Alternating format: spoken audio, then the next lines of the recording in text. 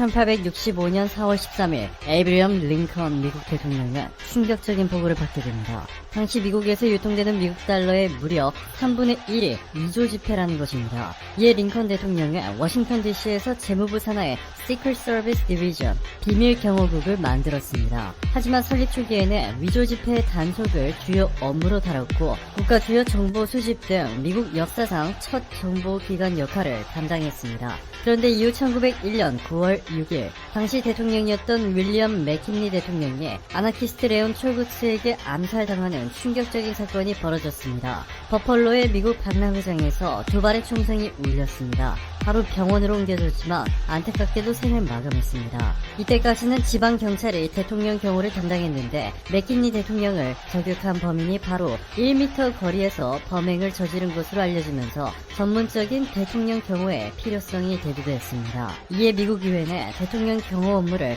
연방정부 소속의 수사기관인 비밀경호국에 부여했습니다. 대통령의 권력이 너무 커지는 것을 막기 위해 대통령 직속 경호기구를 신설하는 대신 재무부 산하인 비밀경호국에 대통령 경호 임무를 맡겼습니다. 하지만 당시 경호 수준은 매우 낮았습니다. 대통령 주변에 경호원이 따라다닐 정도였고 주변 빌딩에 숨은 스나이퍼를 찾아내는 전문성이 전혀 없었죠. 결국 1963년 11월 22일 전 세계를 충격과 공포에 몰아넣은 존 F 케네디 암살 사건이 일어났습니다. 미국 케네디 대통령은 포드 자동차가 만든 링컨 컨티넨탈 차를 타고 텍사스주 댈러스 시내에서 퍼레이드를 하고 있었습니다. 그런데 오후 12시 30분경 딜리 플라자를 지나던 케네디 대통령의 차량에 보관창고 건물 6층에서 오스월드라는 남성이 총 3발을 쐈습니다. 미국 시민들은 충격에 휩싸였고 대통령 경호 수준에 대한 질타가 쏟아지기 시작했습니다.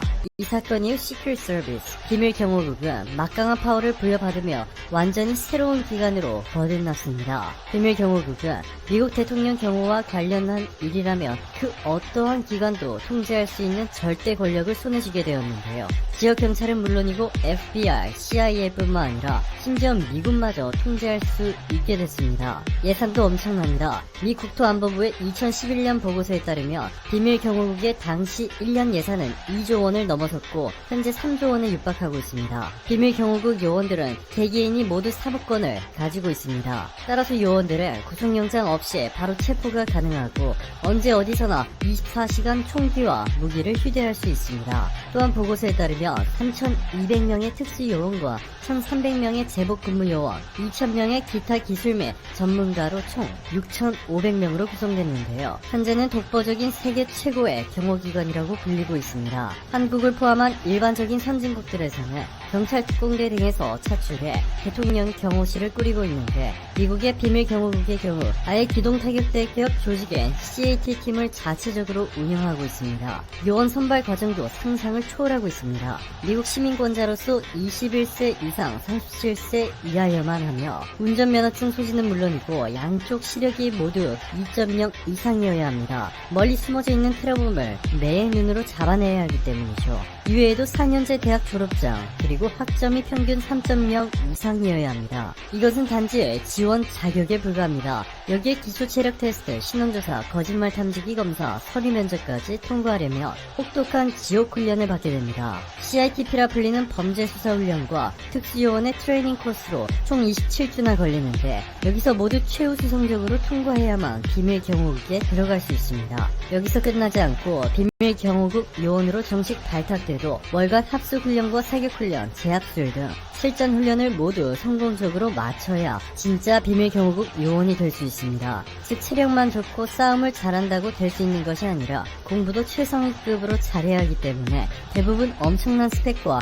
운동신경, 누구보다 뛰어난 두뇌를 겸비하고 프랑스어, 스페인어 등 여러 나라 언어 구사 능력까지 보유하고 있습니다. 실제로 요원들 중 60%는 석사학위 출신, 20%는 박사학위를 지니고 있습니다. 그런데 이렇게 말도 안 되는 경쟁률을 뚫고 요원이 된다 하더라도 처음 몇 년 동안은 위조 화폐 관련 업무만 맡게 됩니다. 5년 이상 위조 지폐 관련 근무를 하고 난 뒤에야 비로소 대통령 보호 부서에 지원할 수 있는 기회가 주어지는데, 여기서 또 한 차례 테스트를 통과해야 합니다. 여기서 통과하더라도 또 몇 년 동안 지역 훈련을 연상케 하는 훈련을 거치고 난 뒤에야 실전에 투입되죠.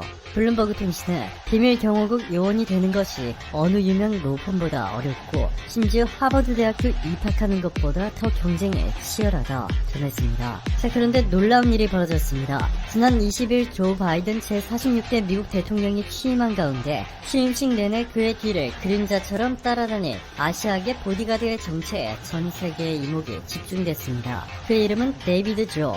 미국인들과 미국 언론들은 그를 완벽주의자라고 불렀습니다. MBC 뉴스는 미국 대통령 취임식에서 2명의 조가 있었다. 조 바이든과 데이비드 조. 조 바이든 대통령이 취임식에서 경호를 맡은 미국 비밀경호국 요원 데이비드 조의 사진이 한국 사회에 빠르게 퍼졌다 보도했습니다. 조 바이든과 데이비드 조, 2명의 이름에서 조가 같은 발음이다 보니 일부 미국 네티즌들은 조 바이든의 친척 데이비드 조, 또 다른 미국인은 조 바이든의 수석 가드 데이비드 조, 조씨 가족이 백악관을 점령한다 라는 농담을 던지기도 했습니다. 한국계인 데이비드 조의 경호 경력은 화려했습니다. 지난 2008년부터 2016년까지 조 바이든 대통령이 부통령으로 있을 때도 경호했고, 트럼프 행정부에서는 대통령 경호팀 넘버 2에 오른 경험이 있는데요. 이런 공로를 인정받아 지난 2018년 미 국토안보부 장관이 수여하는 우수 공무원을 위한 금메달을 수상하기도 했습니다. 비밀 경호국 요원 동료들은 그를 평가가 훌륭한 완벽주의자라고 불렀습니다. 데이비드 조는 비밀 경호국에서 백악관 일대 보안 계획 전반을 관리하는 역할까지 맡은 경호 총책임자입니다. 비밀 경호국 넘버 1이 된 것이죠.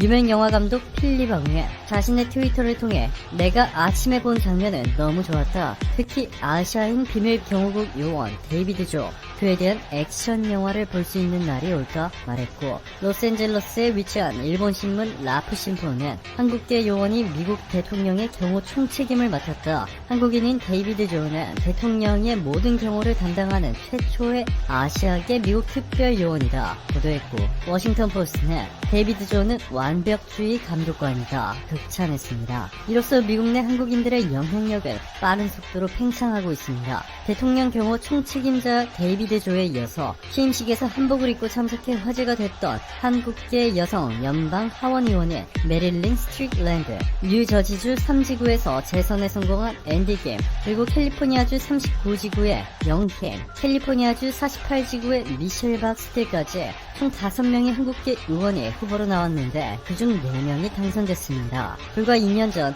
한국인 연방의원 앤디 김 1명이 당선되자 난리였는데 지각 변동이 일어났습니다.